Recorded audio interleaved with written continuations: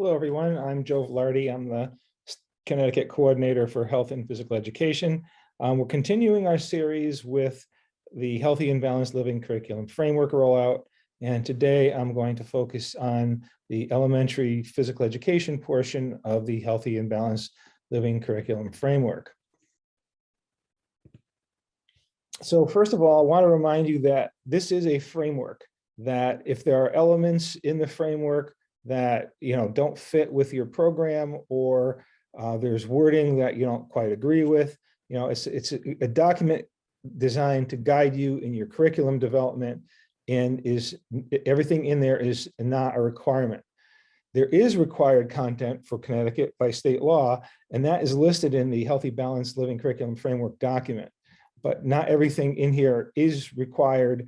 And the content we're going to talk about today in elementary PE is designed to help guide you when you're writing your curriculum. And it's supposed to help you develop your program, and is not all mandatory. One of the things that we know is that districts have different schedules and facilities and space and equipment. And so modifying what you see in here is normal and accepted based on your own district and your own school situation. One of the things I would suggest as you view this presentation is to have a copy of the document with you and available as we go through this. So the elementary PE portion begins on page 41, and with standard 1. All the standards in physical education are the same throughout all the grades. And so here we are on page 41, looking at the elementary standard 1, which is students will demonstrate competency in a variety of motor skills and movement patterns. And then you see the way it's laid out with grades K through 5 from left to right, so that you can see the progression for motor skills and movement patterns. And so this is a fundamentally unchanged set of skills for elementary PE, and basic fundamental locomotor movement has been part of elementary PE for now decades, and it hasn't changed in this document either. So locomotor movements: jumping, hopping, galloping, skipping, running, sliding. And then you saw advances from K3 by using more mature patterns, and then 4-5 incorporates locomotor movement into activities. Non-locomotor movement, balance, weight transfer begins on page 42, and manipulatives, throwing, catching, dribbling, kicking, volleying, striking begins on page 43 and 40 through 45. And so these fundamental locomotor, non-locomotor, and manipulatives have been part of elementary PE for decades, and it's supposed to help get kids wired into these basic movement competencies that they can apply throughout their lives in many different activities. So you should work on locomotor and non-locomotor and manipulatives almost every lesson, whether through gameplay or through warm-ups or through various activities. And this is crucial to track students' progress and their ability to perform fundamental movement patterns, and then remediate as they go through their school year. Page 43, it shows you the manipulatives of throwing and catching. Now, one of the difficult things about motor skills is that you have to be clear about what your expectation is. So for example, under throwing, demonstrates competencies in applying overhand throw in a variety of modified games and small-sided gameplay. So what does that mean? If you want to have a motor skill as part of your curriculum, so what does competency in applying overhand throw mean to you? So does it mean a kid in a wiffle ball game or a softball game will be able to field the ground ball and throw a kid out at first base? Well, that's a very high skill, and probably not a lot of kids can achieve that. So so when you start writing your specific objectives in your curriculum, you have to be very careful and consider what, almost all kids should be able to achieve with practice. And so this is part of the difficulty with standard one in motor skills. So be very specific, be clear in your mind in terms of what your expectations are, particularly for motor skills. Standard two, students will apply knowledge of concepts, principles, strategies, and tactics related to movement and performance. And so here is where you begin to build in a lot of the fun things. Traveling through in space, pathways, shapes, levels, speed, direction, force, strategies, and tactics. And so a lot of gameplay is involved with standard two. And so you're applying the fundamental movement patterns and manipulatives in through these other tactics and strategies and spatial concepts. And this is where a lot of fun gameplay comes in. But the objective, shouldn't be, to play a particular game. It should be the objective should be to move through space in pathways and levels, specifically, not necessarily to be able to complete a game. This is where dance comes into play, traveling, using skills and combinations with locomotor patterns and manipulatives. And so standard two is really where a lot of the fun activities come into play in elementary. Standard three is about physical activity and applying knowledges and skills. So we know that when people are active as adults, part of the motivation to remain active is the understanding that physical activity is good for you in a lot of different ways. And so this standard, and this area is probably one that has sort of changed more over the years and evolved more over the years than any other.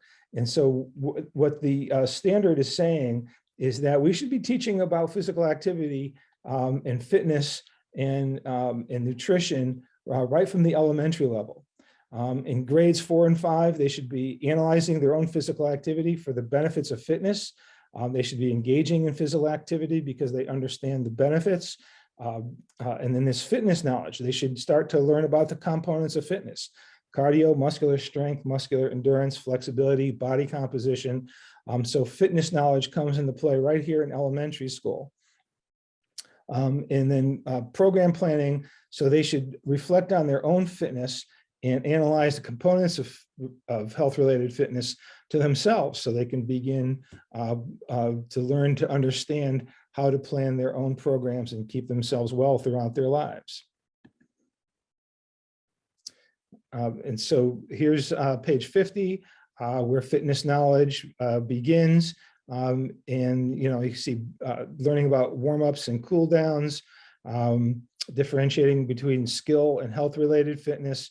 All right, and so this standard has really progressed over the years into one that's more about learning about what fitness means and being able to apply it to yourself. This is interesting because this has to do with using the health-related fitness components and evaluating yourself, and then beginning to plan what you want to improve about yourself or maintain if you're at a fit level. So this is not about passing a fitness test. This is about learning from your fitness assessment and applying it to the concept and the principles of the fitness concepts, and then figuring out what kinds of activities will help you improve your fitness based on your own understanding of your current levels. Fitness knowledge should be across many different activities. So this is the cognitive component, but it should be applied through physical activity.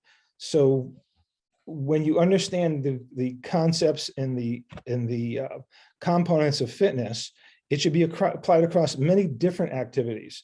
So you're not just using, jogging to talk about cardio, but cardio can be talked about across many different many different activities and games and sports. And here's where in your curriculum, you would want to build in focus questions, such as what part of tumbling requires muscle strength? Or how does soccer or dance or jump rope help your cardio fitness? Or how would you improve your flexibility in an activity that you like personally?